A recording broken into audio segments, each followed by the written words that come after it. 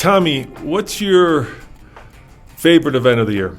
Oh, it's for sure the Easter Jeep Safari. Yeah, mine too. And unfortunately, this year it looks like because of ongoing circumstances, it's going to be canceled. Yep, that's right. So due to global health concerns, Jeep is actually pulling out of the 2020 Easter Jeep Safari, which is the largest gathering of Jeep enthusiasts pretty much anywhere in the world. And this is a problem for a number of reasons. It's a problem because we love going there. Yeah. And it's also a problem because every year Jeep unveils some of the coolest Jeep concepts that Mark Allen, who is the lead designer of Jeep, can think of. And I'm sure he's really disappointed by the fact that he won't be able to unveil his concepts, because I think this is the only time that a manufacturer spends this much time and energy on a community of fellow enthusiasts. So in this podcast, we're going to give you the top 10 concepts that Mark Allen has unveiled over the last 10 years that we've been there. And this is basically all Jeep all the time. Exactly right. Now, these concepts are not vehicles that Jeep has any intention of building. These are basically ways to show off to the fans, to show off to the world some of the cool things you can do with your Wranglers or your Renegades or your Grand Cherokees. And, basically they stretch the limit of what's possible in a custom-built vehicle. But the cool thing is, unlike a shop building a crazy Jeep, this is actually Jeep corporate. So they've got a lot of resources to put behind this, and they've got a lot of creative engineers and designers that really go all out. So before we get going through our top 10 Easter Jeep concepts, let's just talk about the Easter Jeep Safari, define what it is, talk about what it's like to be in Moab in the spring. It's called EJS because, well, it's usually right around Easter, and that is coming up in this show. So let's get to it. Sit back and relax, or keep driving if you're driving. TFL Talking Cars is on the air, the world's most popular car podcast. Okay, maybe not yet, but we're working on it. All right, so let's quickly go over what the Easter Jeep Safari is. Basically, it's a gathering of Jeep enthusiasts held in Moab, Utah, one of the meccas of off-roading, every year, the first week before Easter. So I think this year it was April 7th through the 12th, but like we've talked about, Jeep has actually decided to not attend this year. And this group of enthusiasts come together, thousands of Jeeps. They run trail rides. There's a vendor show typically. There's barbecues. It really is just a huge happy family of Jeep owners around the world. Yeah, and the cool thing about Jeeps, Tommy, as you know, because we've had, how many Jeeps have we had now? Too many. Too many, is that they're like Harleys, right? They're ultimately customizable, and you can make them ultimately your own Jeep. So there's no two Jeeps that are alike. It's very similar to Harley, very similar to Mini, and especially at the Easter Jeep Safari, guys and Jeep gals bring their Jeeps and just show off in both kind of just having them there, but then also their capability on the trail to what they've created. And you'll see some of the craziest Jeeps that you've ever seen at the EJS. Everything from pure-on rock crawlers to slammed lowriders to classic Jeeps. You name it, it's there. Exactly right, and Jeep really takes that spirit to the next level with some of these concepts, and maybe we should go down some of the list now. So the number 10 concept is something called the Jeep New Kaiser 715. And if you're out there listening to our podcast, be sure to type in TFL car Jeep New Kaiser 715 into your search engine, and you'll see exactly what we're talking about as we go down this list. But the New Kaiser 715 is a retro-inspired military-like vehicle. So basically in the 1970s, Kaiser had a military vehicle called the M715, which had this iconic slant front to it. It was typically a pickup truck, NDT tires, right, old school military, and Jeep redid it in 2010 using a JK platform. Yeah, and I actually got to drive that. This was our first year we went, actually. Yeah, this is the first year we went, yeah. And me and Nathan actually got to go get behind the wheel of this. The only thing is, I think this was built for Mark Allen and Pierre, because it's not exactly built for large people, but I can get in there, and listen to this.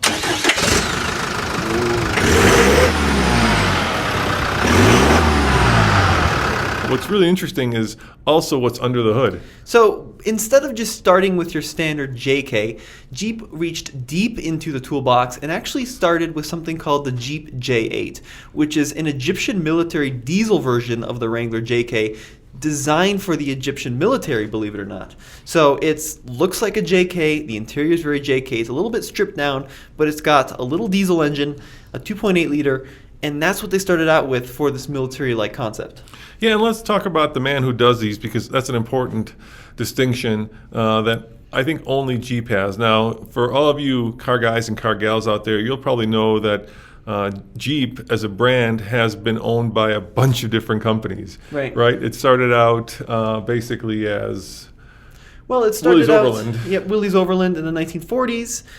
Then they went to Kaiser. Kaiser owned them for a good period. AMC, American Motors, Chrysler, and then Mercedes, and now Fiat Yeah. Chrysler Automotive. Yeah, and Mark Allen is the man that has kept that kind of consistency throughout the Jeep line. He's probably the glue that has held Jeep together as a brand. He's a lead designer, we Yeah. should clarify. Yeah, he's a lead designer. He's been doing it for, probably longer than he'd like to admit. We've gotten to know him over the years, and, he's an old Air Force guy, and he really understands the DNA of the Jeep brand. And I think without Mark, I could see Jeep easily becoming watered down and being used as not the pure off-road enthusiast-driven brand that it has become, but as a marketing tool for the rest of the line, if not for the rest of the company. Because when when FCA basically purchased Jeep from Mercedes, he said at the time, Sergio was the CEO of FCA, he said at the time that there were 3 crown jewels that FCA was buying. And of course, 2 of them were Alfa Romeo, or under that blanket of companies. The other one was Ram because it's profitable, and the most important one was Jeep. And why is Jeep so important? Well, because it's known around the world. Exactly right. I mean, it's an American staple, right? It's and especially now as more and more people are buying SUVs, Jeep was there really first in the 1940s with the original SUV in a lot of ways. So it's truly American, it's truly iconic, and these concepts typically tend to reflect that. So now going back to the new Kaiser 715, this was an early concept that Jeep did for Easter Jeep Safari. It was probably the first one we actually drove when we drove out to Moab way back in 2010. But it's this huge green, lifted, old-school looking Jeep. I mean, it looks like a military vehicle on 38-inch tires. The color, according to Mark Allen, is trash can gray. So Mark Allen, when he designs these, he puts a lot of his personality into these rigs. A lot of manufacturers would kind of take them and maybe lift them a little bit and use them as a platform to market things. But Mark Allen and his team, they put their heart and soul into these Jeeps. So they take a lot of cues off of other models, or they do fun hidden cubbies and Easter eggs, and they really get into it. So trash can gray is the color of this, and typically, you see a concept, a manufacturer will roll it out, and that'll be the end of it. You'll never see it again, or it might show up 40 years down the line in some museum. Well, these Easter Jeep concepts, although they'll never be produced for street use, they come year and year again. So certain models you'll see the next year and the next year, just like Jeep people driving them around. And this is one that you've seen consistently almost every year. And I asked them a while back, how many miles do you have on this concept? And they said something like 80,000 miles. Yeah, they use it as a support vehicle for the Easter Jeep Safari. So you'll see it around Moab during EJS. But you bring up a good point. A lot of concepts are shown once at the show and never shown again. Unlike these vehicles, these are actually used, and they bring them out year after year. And let's talk a little bit about the different concepts and what they represent. Right. So really, it depends on the year, and there's typically are trends year to year. But one of the most common things you see is they'll tease certain elements of upcoming models on the concept. So before the Gladiator or Wrangler came out, the JL or JT, we saw some interesting Jeep trucks, or we saw some funny grills on certain models that maybe tease the upcoming generations. And really, there's sometimes no rhyme and reason to them. It's just what the team will think is cool, will be cool, right? But typically, it's a lot of new Jeeps turned old, so really crazy resto mods. We've seen some examples of old Jeeps with newer drivetrains. But the general trend is they take a current platform like a JK or a JL or a JT, they rip the body off, and then they put something completely different on top. And these are not, thrown together. I mean, there are certainly some rough edges we'll talk about, but for the most part, these concepts are factory. They are really pretty factory, yeah, and they allow us journalists to come out and drive them around for a day. Yeah, I would say they fall into 3 different categories. First, there's the ones that foreshadow what's coming, right? Those are the ones you talked about. Then there's the ones that kind of jump on whatever the trend of the time is, right? So last year there was a concept that was very much overlandy. Well, last year it was all basically Gladiator-based trucks. Right, 'cause but that it was when the Gladiator like, new. the Gladiator is not necessarily an overland truck, but with overlanding becoming such a huge thing, Mark Allen built the ultimate overlanding Gladiator. So they're kind of foreshadowing, or they're echoing the current hot theme of the day. And then the final one are Mopar's trying to sell parts.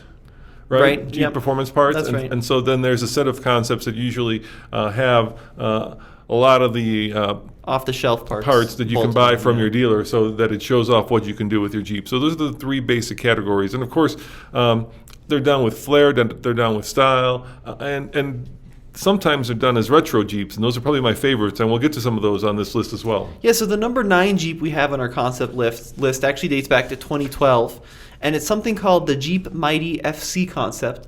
This is another one. I think you drove this in Michigan even. I did get to drive this, not in Michigan, in Moab. I thought there was a video of you climbing like a proving ground in this Jeep.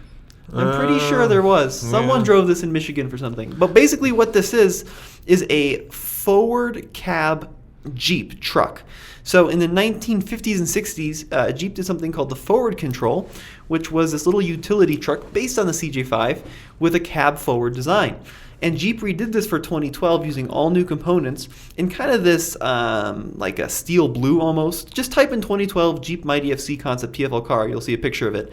40-inch tires, portal axles, over 23 grand worth of portal axles in this. And what did you think driving this? Because it had a really unique seating position. Yeah, so I got to drive it with Mark, and the thing about the forward control is you sit ahead of the front wheels, right? So, Right. So it's a really weird feeling when you're sitting in front of the front tires and you're driving this Jeep, and it drives like a school bus, right? I mean, the steering wheel isn't upright; it's more like flat, and so you're sitting there, and the vehicle turns behind you. Which is really weird, and you feel like you're going to nosedive because you feel like there's too much weight on the nose, and it's gonna kind of come crashing forward. But it's a really cool way to drive. This thing is outrageous, and I think it'll terrify school children. And I got to tell you, it's something that you have to experience to understand, because you're hanging over the front wheels. It's really cool. I think the reason that you don't see a lot of these vehicles now is because your feet basically become the crash zone. Right. Right. Sure. It's kind of like the way the old Volkswagen Buses were. buses were as well. It's that same kind of concept. And once you get used to it, it's cool. But before you get used to it, it's really freaky. And I got to drive it over some relatively mild off-road terrain, and it was a lot of fun.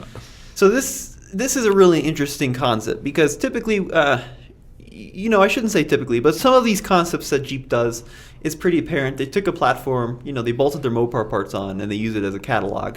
And we've seen that in the past. And they're very cool, but it can't be that expensive for them to do. Yep. Other concepts like this MyTFC concept, if I had to put a price on it, hundreds of thousands of dollars to do. Because it's got a full custom bed, full custom cab, full custom grille. And it's not, like we said, it's not like, let's screw some panels together, call it custom. I mean, this could be a factory vehicle to finish is so good. Yeah, and I think another reason that this is actually doable is because the guy who runs FCA right now, Mike Manley, him and Mark have at least I've talked to Mark, I think they have a pretty good relationship. And so when Mark knocks on Mike's door and says, hey, Mark, I need, put a lot of zeros behind this number to do the concepts. Right. Manley usually allows that. And it's I don't know of a lot of car companies where you have that much budget and that much flexibility and that much resources thrown into something. Basically, that's just, a concept. Well, they'll never be sold. It'll never be sold. Never, yeah. ever. Yeah. So Mike Manley, I think, has that relationship with Mark Allen where they actually allow this to happen. And it's really, I think, unique in all of the automotive world that we've been covering for the last 10 years. Yeah, it sure is. And, you could argue that, this is a waste of money to build a one-off vehicle that's never going to see the light of day. But, it's stuff like this podcast, right, that makes these special because it gets people talking, it gets people excited, and it kind of it opens the minds of people to the possibilities of what they could do with their Wrangler. I mean, no one's going to go out and make a forward cab stretched Rubicon, for hundreds of thousands of dollars. But they see that and they might be like, that looks cool. Maybe I'll put this bumper on it, or maybe I'll lift it a little bit. Moab has a main street, and there's a drugstore there called Walker Drugs, right? Mm-hmm. And for the last couple of years, Jeep has actually taken these concepts that they've unveiled for journalists out in the wilds of Moab and actually parked them in front of the drugstore And so people who are there for Easter Jeep Safari can go and crawl in and out of them. It's really cool. It's not like, unlike any other auto show. And it used to be even much more difficult to do that because EJS was also, butt to butt or neck to neck or wheel to wheel. Butt to butt. Yeah. Well, I'm trying to change that, Tommy. I'm trying to dig myself out of that hole. Fender to fender with the New York Auto Show. Right. So they would, have this really cool concept thing happening in Moab, but at the same time they'd be unveiling new concepts in New York. And so, it's cool because if you're there, you can go and actually, check these things out up close and personal, something you could never do at most auto shows because they're usually gone or they're roped off. So number 8 on our list is an interesting concept called the Wrangler Africa concept.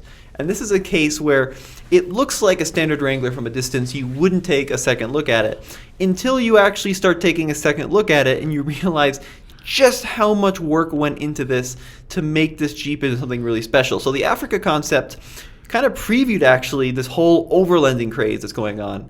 And to describe it, basically imagine someone crashed an FJ40 or a Defender into the back of a Wrangler. So the whole rear end is fixed roof, squared off design. It really looks like an old 1960s Land Cruiser in the rear. White roof with a roof rack and steel wheels. It's beige and it's just a really amazing kind of Africa-inspired overland concept. This is like something you'd imagine seeing in a 1970s movie crossing Botswana.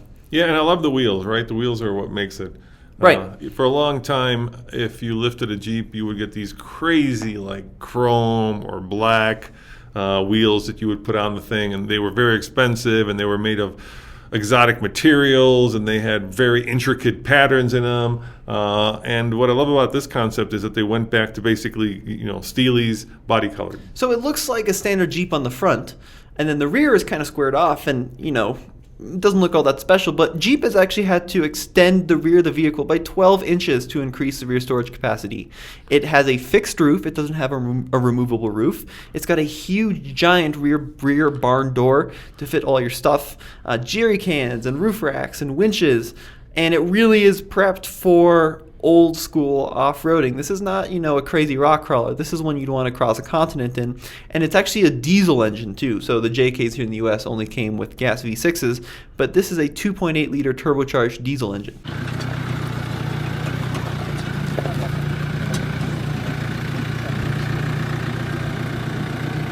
Yeah, and for the longest time, the forbidden fruit in the Jeep world has been the diesel, right? Right. At least especially in the Wrangler world. We've had diesels in the Grand Cherokee recently, but not in the Wrangler. And so, for a long time, Mark was putting diesels into Wranglers, and I think that's because I was talking to him once, and he said, they've been building diesel Jeeps for Europe for a long time. Mm-hmm. So they build them in Ohio. Right. And they put them on a truck and they ship them to Europe. And what he did was he basically diverted one or two of those to Michigan and then used those as a platform to build his concept. Yep. And part of the reason they're so cool is because we simply just didn't get them here in the US, and having a diesel is a really cool concept. And number 7 on our list is also... Before you go there, what? We have a Jeep diesel Wrangler. It just came out. Oh, yeah. Yeah. Yeah, the new one. Yeah, you had this look on your face like you forgot that there was a Wrangler. Well, we personally don't have a diesel Wrangler. Right, but in America we have one. Yeah, in the U.S., yep. And we've done a bunch of reviews of that, and I got to drive it off-road in the sands of, where was I, in Utah. And, it's certainly interesting. I think that's coming to the Gladiator eventually as well. It was supposed to come this spring. We'll see what happens with, everything that's happening right now. But, finally you can get a diesel Wrangler with just a boatload of torque. And if you love that kind of classic Land Cruiser, Land Rover design, diesel-powered vehicle, it's now available in a Wrangler, and it's expensive. I think it costs $4,000 more if you want to get a diesel Wrangler. Yeah, it's a big price upgrade, and it's a great choice if you're looking at putting huge tires on your Jeep right off the bat. But otherwise, I'd probably stick with the V6. But the European diesels are smaller, more efficient, but a lot less powerful. So here in the U.S., we're kind of power hungry. They give us big, high torque, large displacement diesels. But like the 2.8 you'd find in the old JK Wranglers was a pretty cool engine. It just, I guess it didn't make financial sense to bring it to the U.S. All right, number 7, dude. What do you got? Number 7 is a absolutely crazy concept as well. So the previous models we've been looking at have all been basically Wrangler based, even if they don't look like Wranglers. But number 7 is called the 2016 Jeep Comanche concept. Again, type in TFL car 2016 Jeep Comanche concept, you'll find it. And it is a modern interpretation of a mini truck. So the Comanche is a name that dates back to the 80s and 90s. It was a small pickup truck based on the Cherokee, actually. But in 2016, they redid it based on the little itty-bitty Renegade. So basically, the front half is a Renegade with the roof chopped off. And then they cut it at the B-pillar and added a 5-foot military-inspired bed. And this is absolutely crazy. It's basically a Jeep Renegade pickup truck, a tiny truck as you call it. Yeah, tiny trucks were popular before before your age. Mini trucks were popular, right? The original Japanese trucks were mini trucks. So before the Tundra, before the Tacoma, there were little tiny Toyota trucks. The Toyota trucks, that's what they were called. Yeah. And this harkens back to those days. And I remember doing this video, and people just lost their, you know what about it? It just was so cool, so different, so unusual. Well, it's crazy. It's a convertible, canvas-topped Jeep Renegade with a bed. I mean, who does that? Why would you do that? And yet they did. With 32-inch oversized tires and a diesel engine. Yeah, it pretty much had everything people wanted. And, you know, there's a rumor now that Ford is actually working on a tiny truck? A mini truck. And maybe, you know, 4 years later, they saw that there was actually demand for something like this. And they actually started working on it because, let's face it, you know, with gas being cheap, it doesn't really matter how big the truck is, but if you're living in a city, let's say you're living in Chicago or New York or even LA, right, big trucks are just not practical. You can't park them. They're a pain in the butt when it comes to actually getting around. And so a tiny truck or a mini truck like this would do really well. And there's certain concepts they do that obviously would never make sense in the market, like the forward controls, right? That's a cool truck to look at, but it wouldn't make sense in a modern day market. However, this Comanche concept is one they absolutely should have built. They should be building. I think there is a huge market for a Renegade-based, usable, affordable, four-wheel drive pickup truck. I mean, it's small. It's smaller than a Tacoma. It's smaller than a Ranger. They would have sold 1 million of these. Yeah, you know, I've been kind of a big proponent of tiny mini trucks for a long time. Every time I get together with like some of the company officials, I'm like, hey, build a small truck. People want it, build it. And, you know, it just falls on deaf ears. Like, I don't know why the Amarok isn't here, which is obviously Volkswagen's truck. Right. You know, and there's a lot of reasons having to do with the chicken tax, and we can go into that in another show. But I think a mini truck would just do really well. The only one that's coming in the future that's certainly Ford, you know, we've got spy shots of them, but we don't know what Ford's doing. That's, you know, that's beyond the Bronco. But we know that the Santa Cruz, the Hyundai Santa Cruz is coming, which is more of a Baja style, Subaru Baja style kind of ute than a mini truck. But we'll see how that does. So I think this is a good example, too, of this looks production ready. It's got a bed. There's no missing panels, right? It's all the same color. The color, by the way, is called beige against the machine, which is pretty cool. But when you start looking at things, you realize that, all right, there'd be a lot of development work that would have to take place. Like, for example, it doesn't have headrests because they wanted to make it look cool. It doesn't have any kind of roof protection, just a canvas top. You know, in the video, as finished as this was... You don't need your head in a rollover. Well, yeah. As finished and cool as this was, like, certainly on some of the articulated sections, it was scraping like crazy. Now,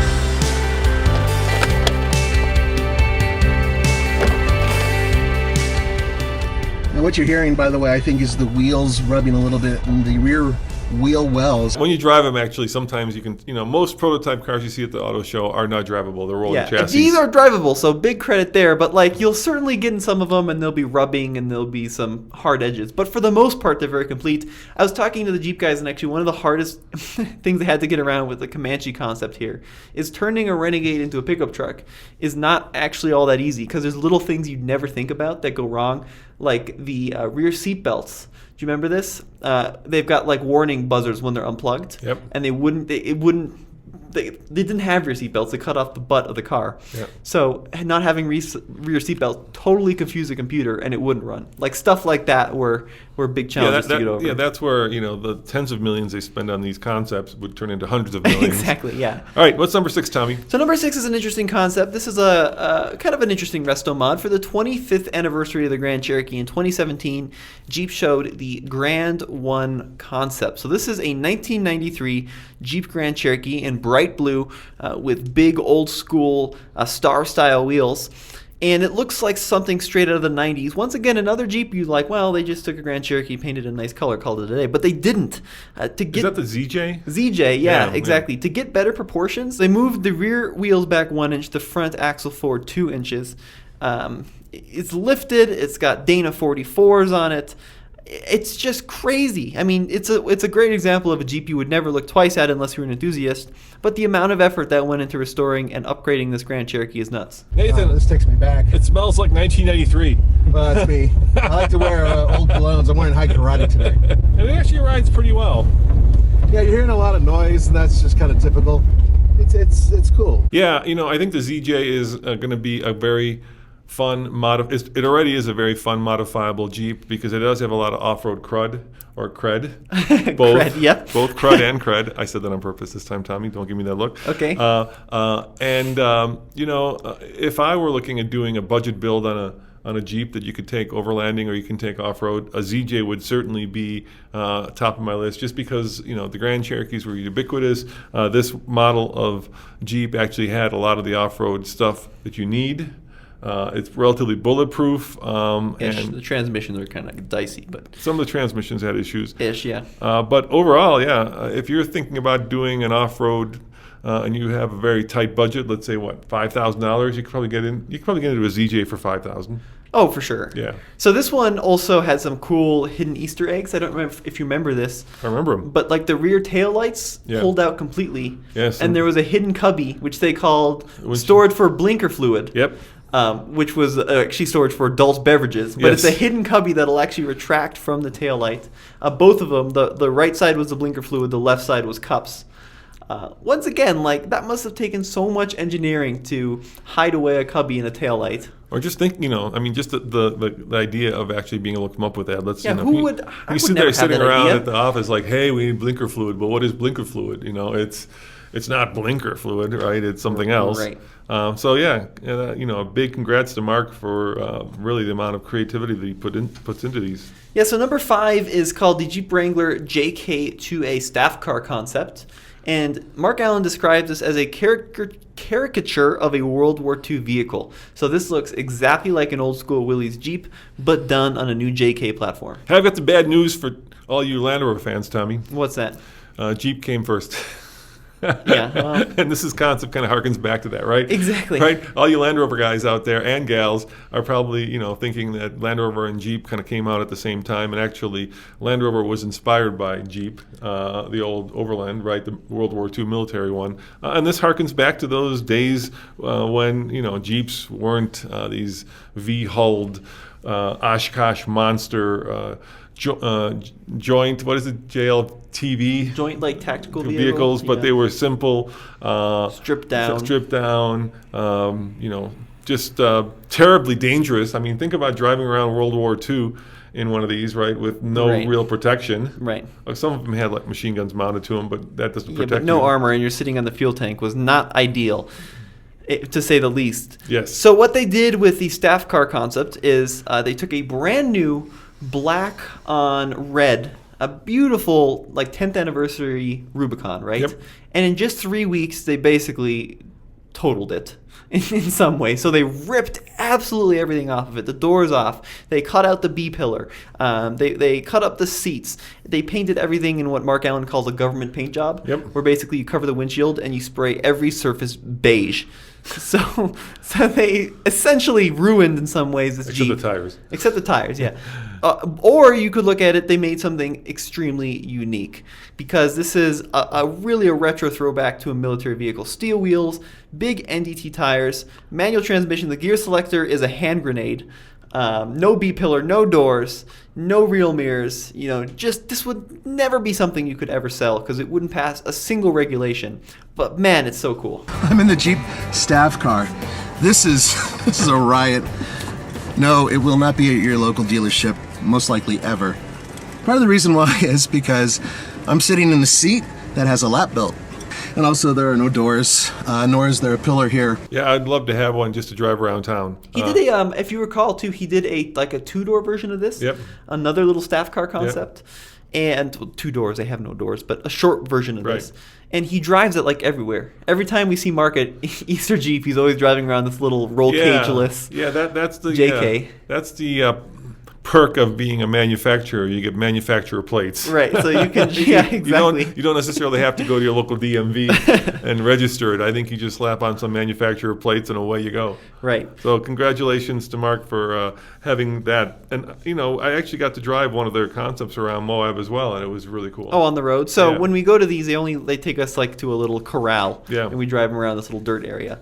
You never get to drive them on the road. But that's right, you took one of the lightweight concepts. Number 4 is probably the one that was the most anticipated because we knew it would happen, right? After the Hellcat came out, the Charger Challenger, right? We knew that somebody would eventually at FCA take that 707 horsepower Hemi and throw it into a Jeep, and that's exactly what they did. Yeah, this is the 2016 Jeep Trailcat concept. It's an extended wheelbase 2-door Wrangler with a 6.2-liter supercharged Hellcat engine, a 6-speed manual, and Viper bucket seats. And Dana. Yeah, Dana 60s. Yeah, you have to have Dana 60s for that much power. Yeah, huge oversized tires. This was funny. So this was right after the Hellcat came out. There was so much excitement around it. We knew they were going to do one. Yeah. And then they plopped us in this thing in low range and had us drive around at 3 miles an hour. Yeah, Remember that? and it eventually broke. Yeah, because someone went above 3 miles an hour and drove it into a rock or something. Yeah, we never really got to use the 707 horsepower. And the other crazy thing about it was I remember driving it around in the dirt because that engine sucks so much fuel. The fuel pump was mounted on, like a race style box. Yeah, fuel cell. And it was so loud I could barely hear myself. So, that's right. So, yeah, it was so you had the fuel pump going, and then finally when you gave it a little bit of the beans, then the big monster Hellcat engine came to life.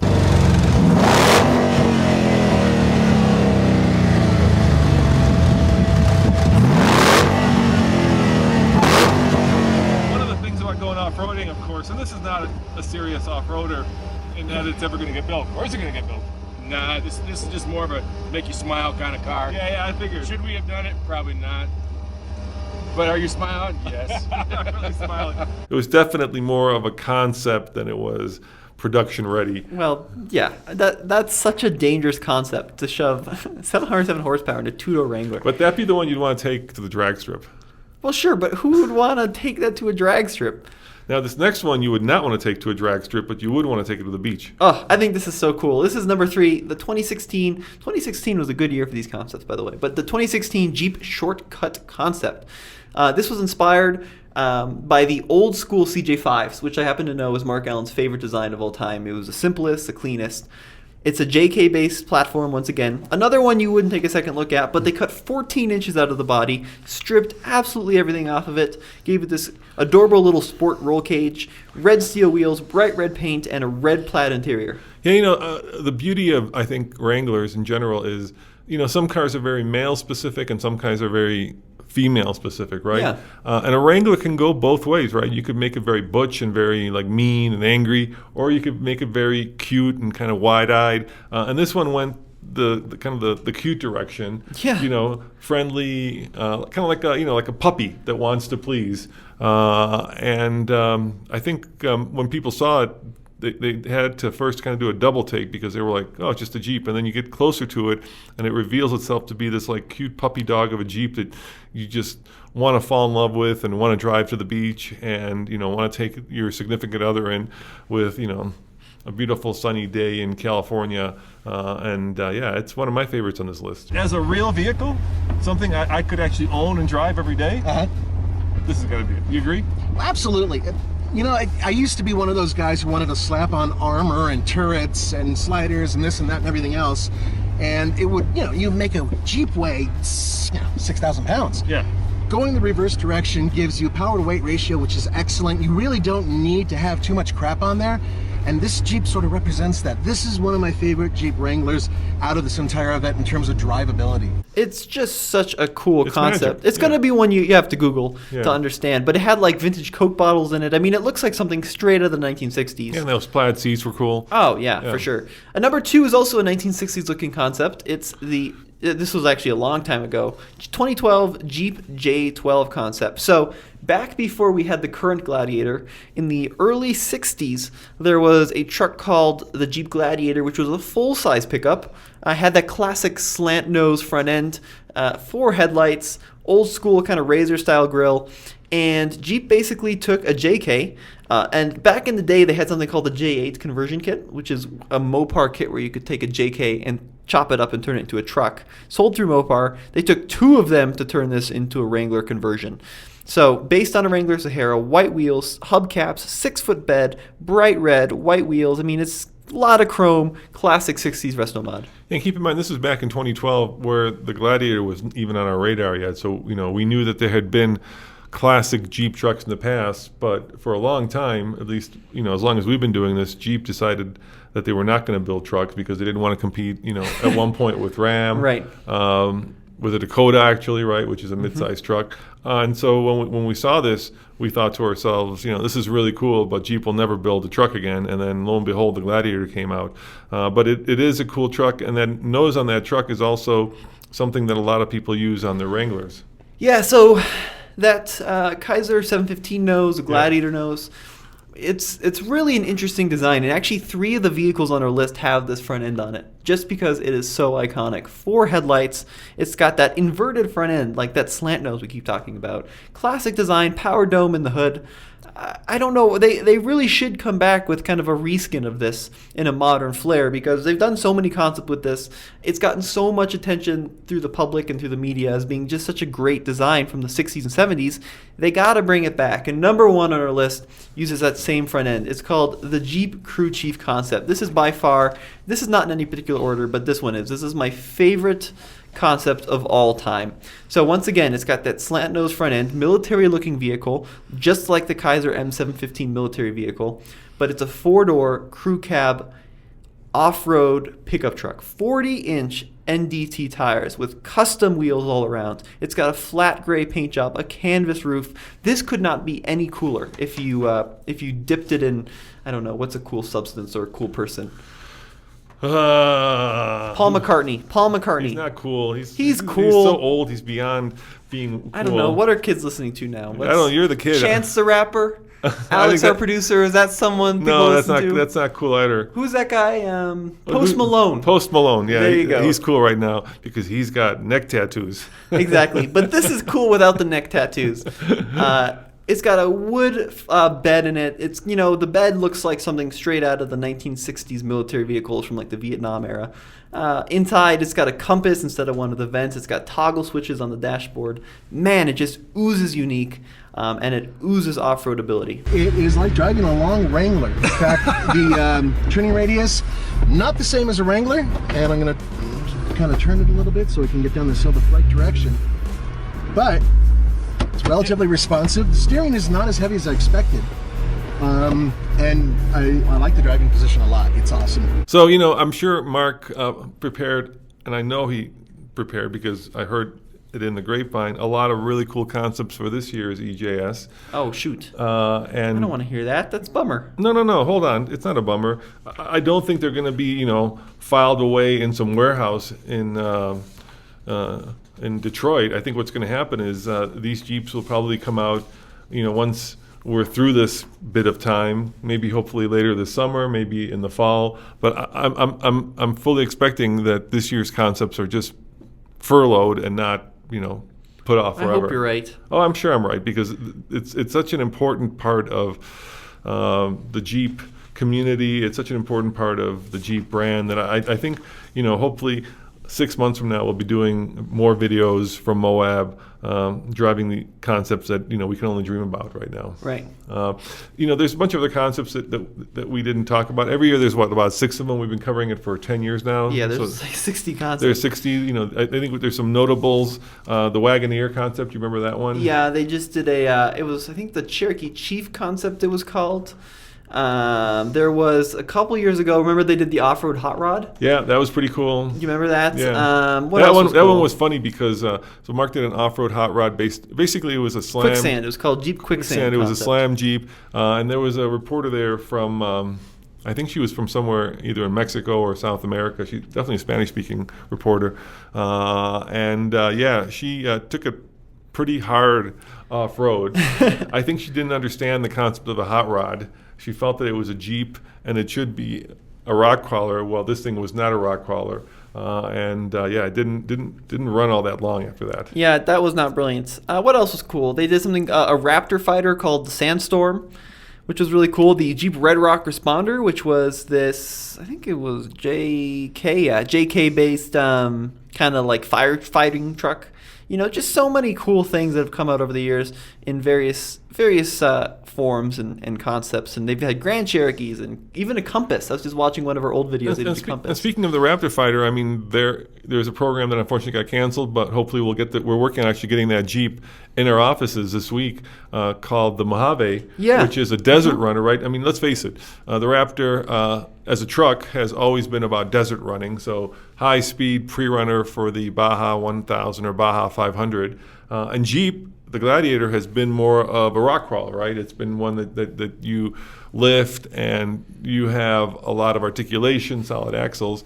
And I think Jeep is going after the Raptor market with the Mojave, right? So they basically created a mid-sized version of a Baja 1000 pre-runner. That's right. Yeah. Absolutely. And if you go on a YouTube and just search TFL car Jeep concept, you'll probably find 45, 50 videos. Every year we did a few minute video around each of the concepts. And we talked to Mark Allen on camera about why he did them and what makes them special. And then Nathan drives them around. It's typically the format. In a typical Nathan way. And almost busts him because Nathan is either 100% on or nothing. So he certainly has put these vehicles through their paces. So right now, Tommy, if you were to look into your crystal ball, what Jeeps are you looking forward to? You think there'll be a mini Jeep? You think that what's Jeep going to do? Where are they going to take it? We know that there's a Grand Wagoneer coming. Yep. I'm excited for the EV Wrangler. Yeah. I think that'll be cool. There's plug-in Wranglers and Renegade and Compass coming. But those will be cool, but I'm really excited for a full EV Wrangler. I think that'd be awesome. Yeah, because we figure that electric vehicles are coming to the off-road world. And actually this week we just did a video where we tried to take the new Range Rover Sport hybrid off-road. And that didn't go all that well. Yep. Transmission overheated. We've taken the Tesla Model X off-road, and that didn't go all that well. No, but hopefully we actually just took the Range Rover Sport plug-in off-road, and that didn't go all that well either. That's what I said. Yeah, you're not listening. No, I'm sorry. I'm looking up Jeep concepts. I apologize. So electric off-roaders are coming. You know, motorcycles have been electric for a long time now. The Zero has been doing a dirt bike. There's a lot of off-roady, even scooters, electric scooters, but really nobody has yet cracked the off-road vehicle. Rivian has, of course, foreshadowed a lot of their trucks' off-road ability. Right. They do like a tank turn. You see it always flying around in either the desert or the mountains. But I'm really excited to actually have an EV or a hybrid off-roader that works. And I think those are coming before the end of this year. Well, hopefully you're spot on because it's about time. It's about time. Yep. And of course, the big gorilla in the room is a Cybertruck, right? When that was unveiled, that of course had a lot of off-road cred as well, at least according to Elon. So we shall see, and I'm sure we'll get back to business as usual and hopefully be in Moab before the end of the year, talking to Mark Allen and seeing what crop of vehicles he's put together for 2020. Yep, and head over to TFLcar.com because we've got all this on our website. Be sure to check it out.